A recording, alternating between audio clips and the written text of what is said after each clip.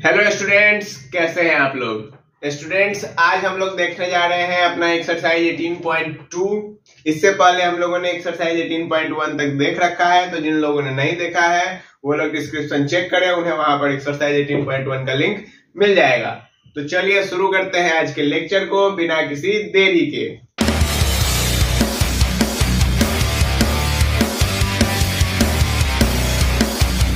देखिए बच्चों, एक्सरसाइज 18.2 में हम लोगों को किस चीज के बारे में पढ़ना है, तो हम लोगों को पढ़ना है सम ऑफ जीपी के बारे में। ठीक है, यानी कि जीपी का जो सम होता है इस चीज के बारे में हम लोग आज पढ़ने वाले हैं।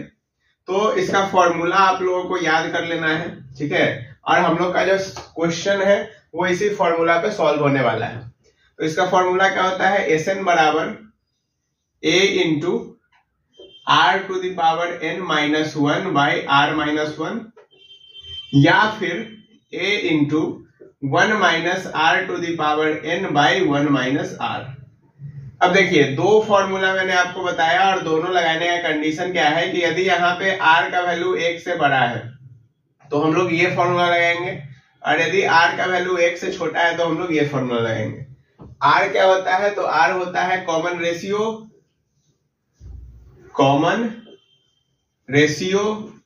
a क्या है, तो a है आपका फर्स्ट टर्म, और Sn क्या रिप्रेजेंट करता है, तो ये रिप्रेजेंट करता है sum of n terms of GP. Clear है बच्चों, कोई परेशानी नहीं। तो इसी को देखते हुए हम लोग जो है अब जीपी का सम निकालने की ओर बढ़ रहे हैं, जो कि एक्सरसाइज 18.2 में होने वाला है। तो चलिए देखते हैं क्या है। पहला सवाल है, find the sum of indicated terms of each of the following GP. मतलब आपको टर्म्स दे रखा है और आपको जो है कहां तक निकालना है ये भी बता रखा है। आपको बस बेसिकली क्या करना है, सम निकालना है। देखिए पहला क्वेश्चन में क्या है, 1 2 4 8 इस तरह से लेके 12 टर्म्स तक हमको इसका सम निकालना है। तो यहाँ पे हम लोग लिखेंगे a का वैल्यू क्या है बच्चों, 1 है, ठीक है। r जो है वो क्या है, तो देखिए r क्या होता है, t2 बाई t1। t2 क्या है, 2 है, तो 2 बाई 1 दैट इज 2 हो गया। तो हम लोग को कहां तक निकालना है, तो 12वां टर्म तक निकालना है, तो S12 निकालेंगे। तो S12 बराबर फॉर्मूला देखिए क्या लिखा हुआ है, a into are to the power n minus one by are minus one. ये लगेगा क्योंकि r का वैल्यू 1 से बड़ा है, a का वैल्यू 1 है, और ये r का वैल्यू कितना है, 2 है। तो ये बन गया 2 to the power 12 minus one by 2 minus 1। तो ये क्या बन गया, 2 टू द पावर 12 माइनस 1, ठीक है। अब आप 2 टू द पावर 12 का वैल्यू निकाल लीजिए। तो 2 to the power 12 I think होता है 4096, और उसमें से 1 घटा देंगे तो क्या बन जाएगा बच्चों, 4095। तो ये हमारा सम आ जाएगा 12 टर्म तक के लिए। क्लियर है बच्चों, कोई परेशानी इसमें नहीं है। कैसे हम लोग सेट करते हैं ये चीज आपको समझ में आ गया, कोई दिक्कत नहीं है, ठीक है। अब हम लोग चलते हैं इसी में। देखिए दूसरा क्वेश्चन क्या है, दूसरा क्वेश्चन है 1 1 बाई 3 1 बाई 9 फिर 1 बाई 27 इस तरह से दिया हुआ है। तो देखिए कैसे सॉल्व करेंगे इसको। a का वैल्यू यहाँ पे 1 दे रखा है। जब हम लोग r निकालेंगे तब क्या करेंगे, t2 बाई t1। तो हमारा t2 क्या है, 1 बाई 3 है, और बाई 1 यानी कि 1 बाई 3 आ गया। और हमको n टर्म्स तक का सम निकालना है, तो यानी कि Sn निकालना है।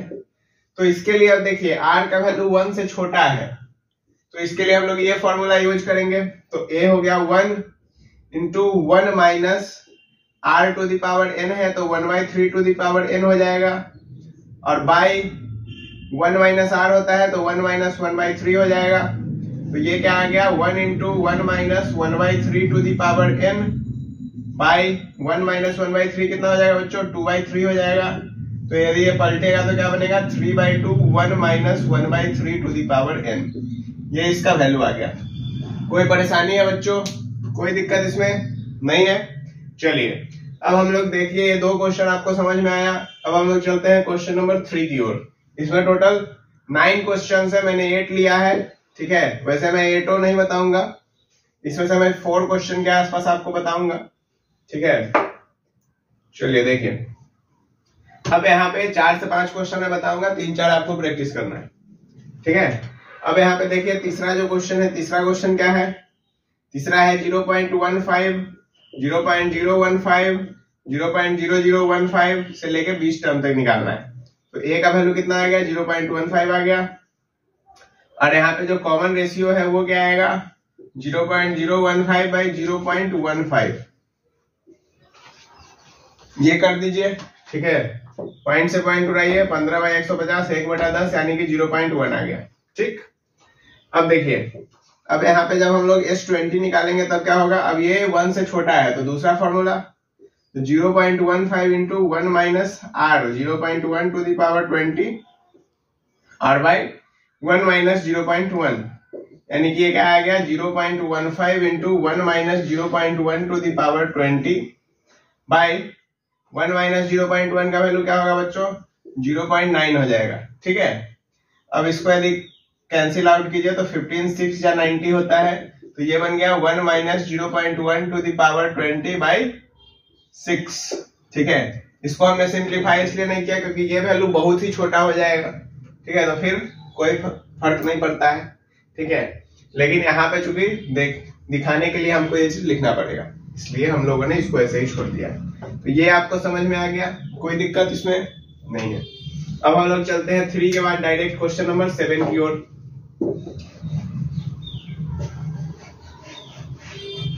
क्योंकि 4 जो है, 5 6 ये तीनों जो है आपको इसी प्रकार के क्वेश्चन है जो आपने अभी तक देखा है। एक एन टर्म वाला है तो ये मैंने बता ही दिया है, उसके अलावा एक 1397 कॉमन है तो ये तो इसी टाइप का हो गया।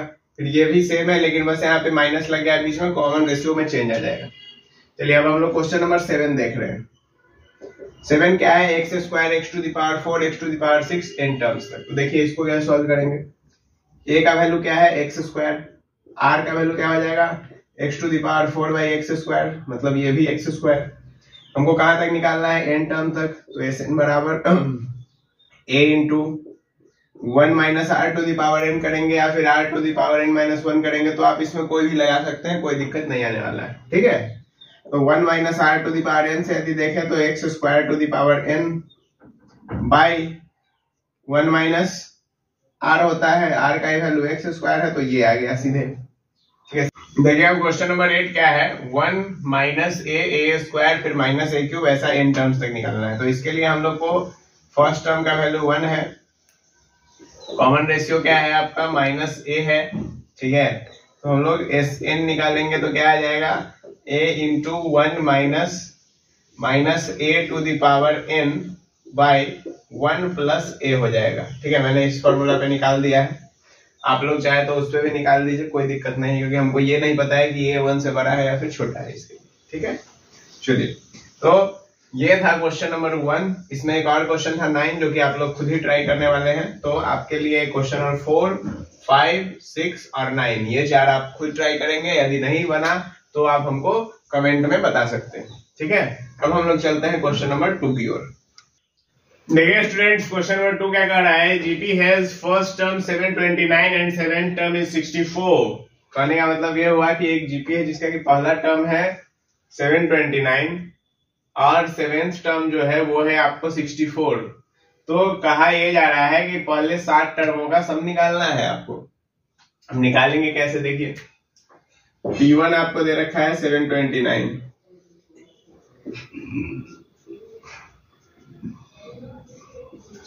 Very good.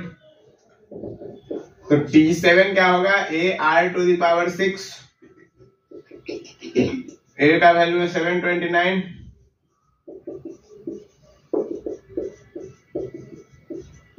क्या ये आ गया,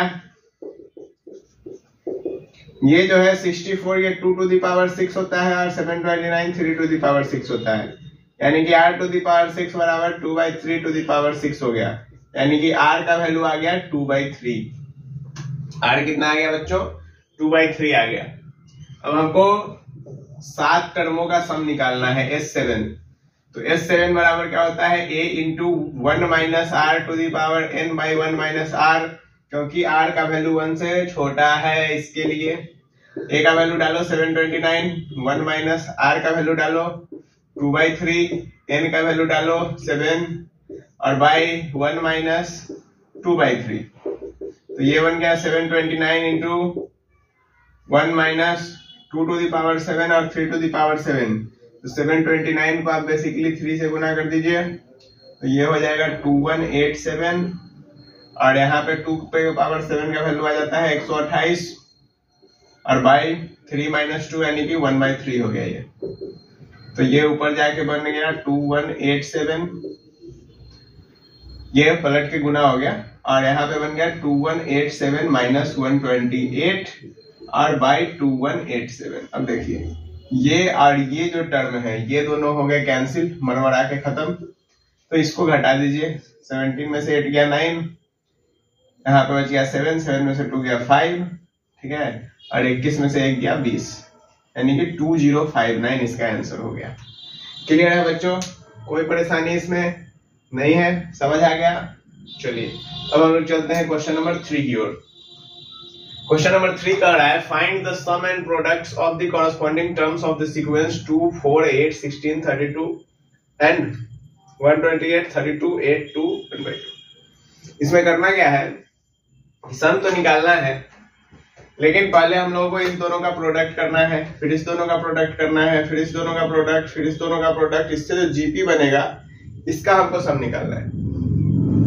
तो गुना कीजिए तो आ गया 256, इसको गुना करेंगे तो आ जाएगा 128, फिर 64, फिर 32 और फिर 16, इसका सम निकालना है।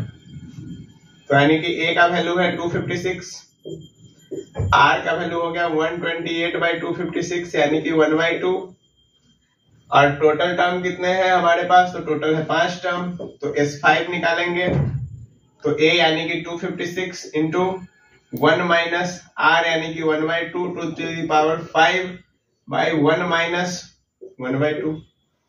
क्लियर है, कोई परेशानी यहाँ पर नहीं। अब ये हो गया आपका 256 इंटू 1 माइनस 1/2 पे पावर 5 यानी कि 1/32 होता है, और ये एक में से आधा घटाएंगे तो आधा ही आ जाएगा, तो यहाँ पे बन गया 512 गुने यहाँ पे 32 माइनस 1/32, 32 से इसको काटेंगे यदि यानी कि 32 से इसको काटेंगे तो कितना आर में कट जाएगा, देखिए ये हो गया 1 और ये हो गया 20 यानी कि 16 बार में कट जाएगा, ठीक है। और यहाँ पे जो है ये आ गया 32 में से 1 यानी कि 31, तो 16 गुने 31 कर लीजिए, तो ये कितना आएगा 496, 496। तो चेक कर लीजिएगा एक बार कैलकुलेशन, बाकी स्टेप हम लोग यही फॉलो करने वाले हैं, कैलकुलेशन एक बार मिला लीजिएगा। क्लियर बात, तो इसका वैल्यू कितना आ गया बच्चों, 496 आ गया। कोई परेशानी आपको इसमें नहीं है, दोनों ही क्वेश्चन आपको समझ में आए। चलिए अब हम लोग चलते हैं क्वेश्चन नंबर 4 की ओर। देखिए स्टूडेंट्स, क्वेश्चन नंबर 4 क्या कर रहा है, क्वेश्चन नंबर 4 कह रहा है find the sum of n terms of series, यानी कि एक सीरीज दे रखा है, इसमें आपको n टर्म्स तक का सम निकालना है, ठीक है। तो कैसे निकालेंगे, देखिए इसको बनाने का थोड़ा सा मेथड समझ लीजिए। जैसे यहाँ पे आपको ये हो सकता है कि आपको x + 1/x का स्क्वायर दिख जाए, और आप यहाँ पे इसको ऐसे फिर प्रिटेंड कर सकते हैं कि x² + 1/x² का होल स्क्वायर और +3, इस प्रकार से आप इसको प्रिटेंड कर सकते हैं। लेकिन यदि आप वैसे प्रिटेंड करेंगे तो फिर आपका गलत हो जाएगा, ठीक है। तो इसके लिए जो है हम लोग को क्या करना पड़ेगा, यहाँ पे जितने भी x² वाले टर्म्स हैं, मतलब x² पावर 4 पावर 6 ये वाले टर्म्स को हम लोग एक साथ ले लेंगे n टर्म्स तक। उसके बाद 1/x² वाला जो टर्म्स है वो सारा एक साथ जाएगा n टर्म्स तक, और उसके बाद 2, 5, 8 वाला जो टर्म्स है ये एक साथ जाएगा। तो देखिए ये जो टर्म है ये आपको x² x का पावर 4 x का पावर 6 यानी कि यहाँ पे आपको जीपी बनता हुआ दिख रहा है, क्योंकि ये x² से गुना होते जा रहा है, ठीक है। इसमें भी यदि आप देखें तो ये 1/x² से गुना होते हुए जा रहा है, यानी कि इसमें भी जो है जीपी बनता हुआ दिख रहा है। इसमें यदि आप देखें तो इसमें आपको जीपी बनता हुआ नहीं दिख रहा है, लेकिन यदि आप गौर से देखें तो यहाँ पे भी कॉमन डिफरेंस 3 है, यहाँ पे भी कॉमन डिफरेंस 3 है, यानी कि ये एपी बनता हुआ दिख रहा है। क्लियर है बच्चों, तो यदि अब हमको ऐसा दिख रहा है तो यानी कि इसमें हम जीपी के सम का फॉर्मूला लगाने वाले हैं, इसमें भी हम जीपी के सम का फॉर्मूला लगाने वाले हैं, और इसके लिए हम लोग एपी के सम का फॉर्मूला लगाने वाले हैं up to n terms. Clear है? बात समझ में आया क्या हम करना चाहे सो?